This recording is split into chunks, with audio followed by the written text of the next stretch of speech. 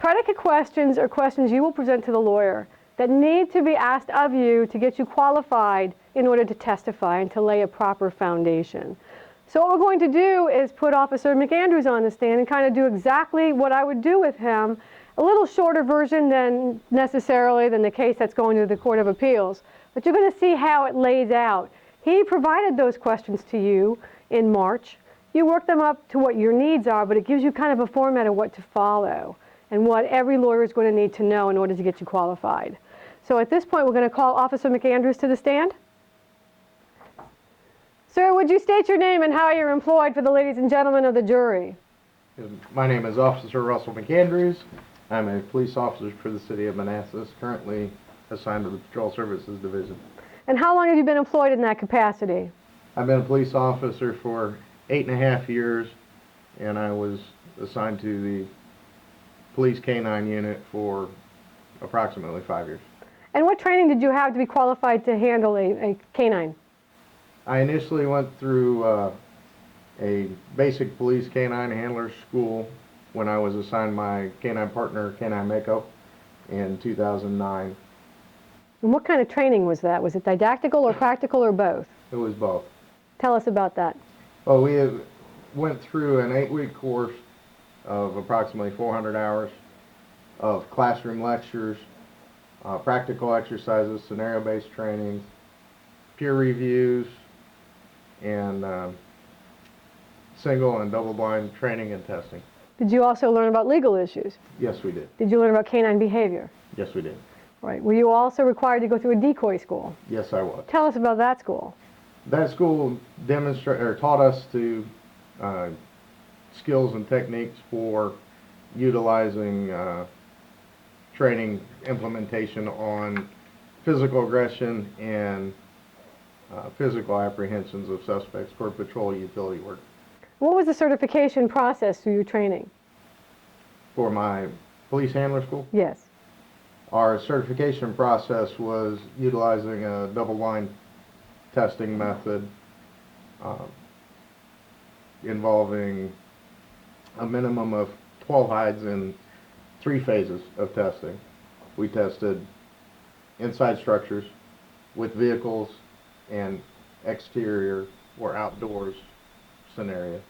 Okay. Do you have any additional educational or training handling your dog? I've attended a advanced tactical shooting school that involved live ammunition fire on a gun range while tactically deploying my dog. All right. And after the certification process, what do you do to assure your dog's accuracy? Well, I attend weekly retrainings and periodic in-service training sessions. Let's talk about the weekly retrainings. How often do you do those? We train every week between 10 and 20 hours a week, depending on the schedule, under the supervision of a trainer in all the aspects that I'm going to utilize my K-9 partner in the field, being narcotic detection and our patrol utility work. And are those scenarios in a controlled setting? Yes, they are. And do you get feedback for your dog's work and your work? Yes, I do. All right. How many dogs have you handled in your professional capacity? I have handled 1 dog professionally. And you told us K-9 Mako was his name? Correct. All right. Are you a member of any professional organizations? I am. Are there training standards pursuant to those professional organizations? Yes, there are. What are those organizations? I'm a member and certified through the Virginia Police K-9 Association. I'm a member and certified through the United States Police K-9 Association, and I'm also a member of the World Detector Dog Organization. And those organizations, do they require double-blind studies during the course of your training? Yes, they do. And during your continuous training? Yes, they do. You told us that you did continuous training weekly, approximately 10 to 20 hours, is that correct? That's correct. Is that the minimum? That's the minimum that we do. Is that the minimum required by your training? The minimum amount of training required by the Virginia Police K-9 Association is 36 hours in a given month. You exceed that? Yes, we do. Thank you. And the trainings that you go through, are they peer-reviewed?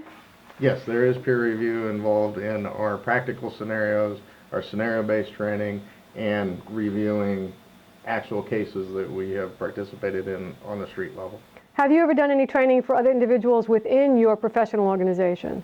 I have presented a legal testimony seminar. Where was that? That was in Gettysburg for the World Detector Dog Organization. Thank you. And you are currently certified? Yes, I am. Do you have your certifications with you? Yes, I do. May I see them? At this point, you'd have a copy of your certifications and the originals. You'd present the copies to the attorney and say, these are copies and these are the originals if you'd like to see those. And I would offer these into evidence at this time. And those certifications are current for all Yes, the agencies you just told us about, is that correct? That is correct. And how long are they valid for? The Virginia Police Canine Association certification for both patrol utility and narcotic detection is valid for the calendar year following my final certification test. And how about for USPCA? For USPCA, my agency has elected to recertify annually. And what about the WDDO, the World Detection Dog Organization? I have not certified through that organization. But you're a member of that organization. Yes, that's correct. Thank you, sir. You also want to make sure your lawyers know what you are a member of pursuant to certification and what you might be an associate member of. Who administers the certification test with regard to VPCA? We have a master trainer that supervises and evaluates the entire testing process, and then we have specific evaluators and judges that watch the individual certification tests. And do they have any financial interest in VPCA or your certification? We do not pay or have financial compensation to any of the judges, any of the trainers, any of the inspectors. The only thing we have are annual dues to the association to cover administrative costs. And are the people doing the evaluating related in any way to your training? On occasion, we will use the same instructors that have been involved in small parts of our training, but in general we use a large number of instructors to do our training, so I would have to answer no. And the people certifying you, are they master trainers, sir? Yes, sir. All right. And let's talk about your training sessions. Do you document all your training sessions?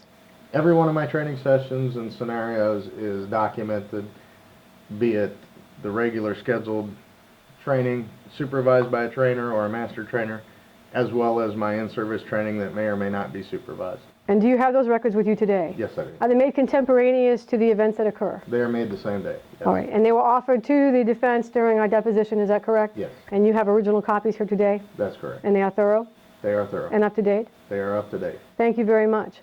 And what about deployment records, sir? Do you maintain records for any deployment that you do with your dog? Every time my dog leaves the vehicle for anything other than housekeeping or a health break, it's documented. Everything the dog does? Everything he does, everything I do. Thank you very much. Do you have those records with you today? They're also with my training record. Are they made contemporaneous to the event? They're made the same day. And you've showed those to the defense in deposition, is that correct? Yes, sir. Thank you. Have you altered or disturbed any of these records in any way? I haven't altered them since they were created. Have you ever altered or disturbed these records in any way? Thank you. When you are certified, are you certified or the dog certified or both? We are certified as a team. The dog and the handler together go through the certification process and our training process. They're certified as a cohesive unit. If one, either the canine himself or the handler or both are replaced or reassigned, then a new team is formed and have to be recertified and trained. So let's talk about the second part of this team. You told us his name was Canine Mako, is that correct? That is correct. How old is he? He's a 6-year-old German Shepherd. All right. And why a German Shepherd? That was a choice that was made by my agency as opposed to one of the other breeds that we can use for a dual-purpose dog. And what's a dual-purpose dog? Well, a single-purpose dog is a dog. What's a dual-purpose dog? A dual-purpose dog has two purposes. He's one, a scent detection dog for narcotics, and he's also trained in patrol utility tactics, which involves mainly human scent and aggression work. Does he do tracking as well? He does tracking. All right. And what is a single-purpose dog? A single-purpose dog is one that is trained in a specific discipline of scent detection, be it narcotics, explosives, human scent, or tracking. So, One aspect, not all both of aspects. Thank you. And is he in good health? Yes, he is in good health. Do you maintain his health? Yes, I do. Was he in good health on the date in question? Yes, he was. Were you his only handler? I'm the only handler that has worked him yet. And how long have you been working him? We've worked together approximately 5 years. All right. Now, you told us that you maintain your training records. Have there ever been any problems during your training? Yes, I've had problems. What kind of problems? I've had problems where the dog's performance wasn't up to par. I've had problems where I haven't been up to par on my tasks, and we together as a team had issues. Those are documented in those records, is that correct? They are documented. When you've had those issues, what did you do to correct the deficiency? Well, first thing we have to do is identify what the deficiency is, develop a plan or formulate a plan to correct that deficiency, and then go through and document how we have corrected the problem.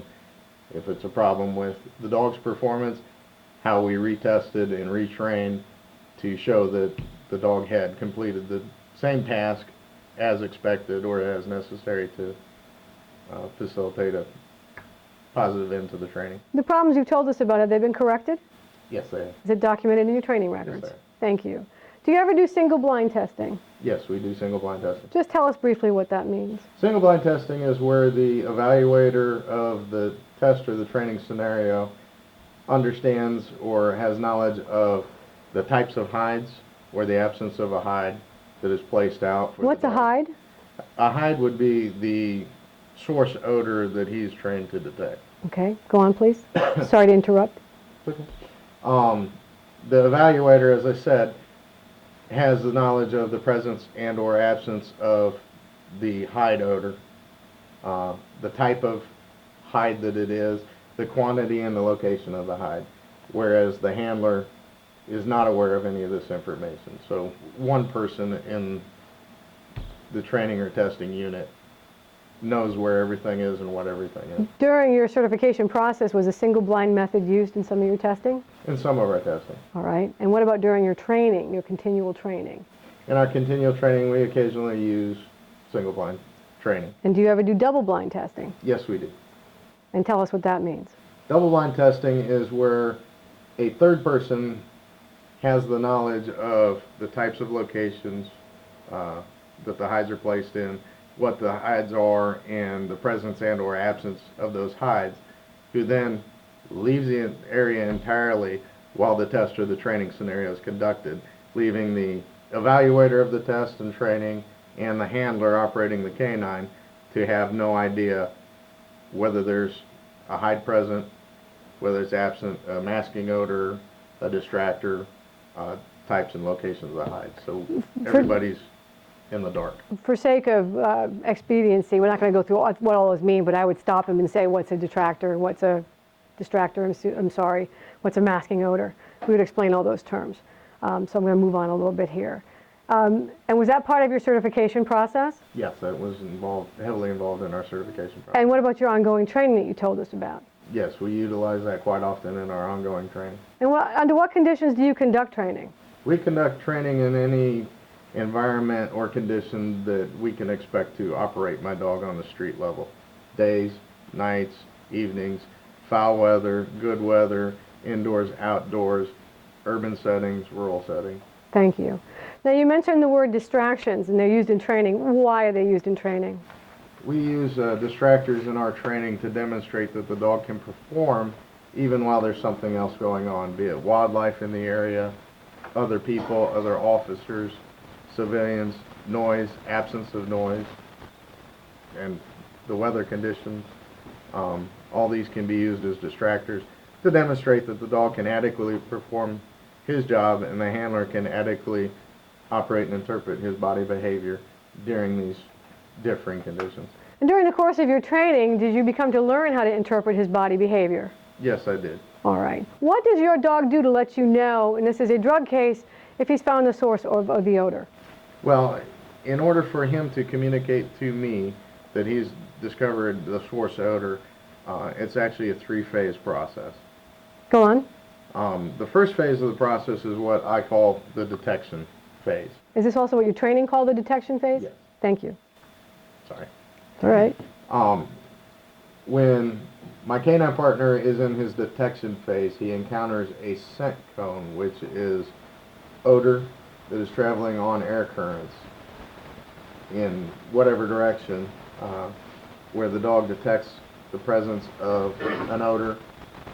in a fainter condition than at the source, and he will actually move around the scent cone from edge to edge to narrow it down and track that odor back towards the source, or the strongest point of that odor. Go on. You said there's 3 phases. This is all instinctual behavior, much as a predator stalking prey.